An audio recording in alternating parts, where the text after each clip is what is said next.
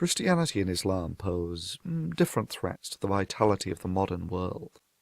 Christianity's extremists, the fundamentalists, typically undermine education in the First World, and hence they retard its potential. Islam undermines the very essence of the First World constitutional democracy, the right to free speech. This is typically done by suggesting that anyone who criticizes Islam is committing an intolerant hate crime. Bollocks! If your faith is causing people to fly planes into buildings, then it needs to be scrutinized in a public forum. I mean, let me make the line simple. Disagreeing with someone is not a hate crime. I mean, I think it's typical of Islamic schools and the political Islamic movement to label any criticism a sort of prejudice and thereby racism, thereby trying to make people silent on criticizing it.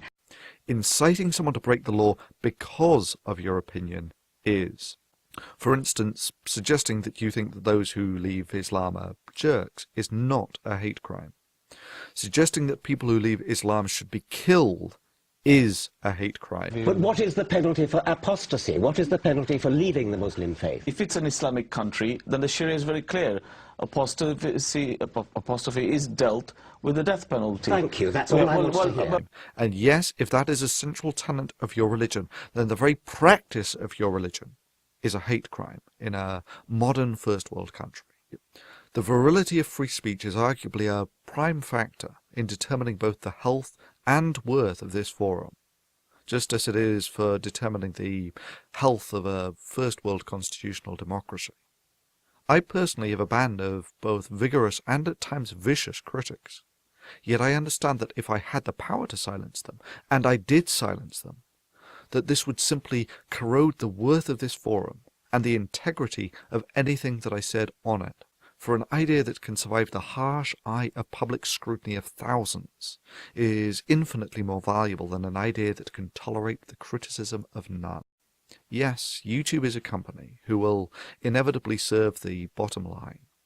However, YouTube's value to society, its value to us, is connected to the service that it provides in allowing ideas, both good and bad, to be subjected to open scrutiny.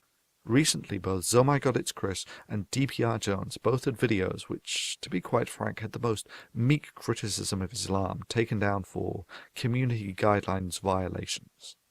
Bullshit. If I no longer have the right to call these religiously motivated actions a hate crime, then what is the worth of this forum? Only a matter of time until we rule Earth, until we control Earth. One day, this very flag will fly over the Parliament in London. We will see this flag that will fly over the White House, and we will see the Black House. The Kaaba will take over the whole world. You will take over USA. You will take over UK. You will take over Europe. You will defeat them all.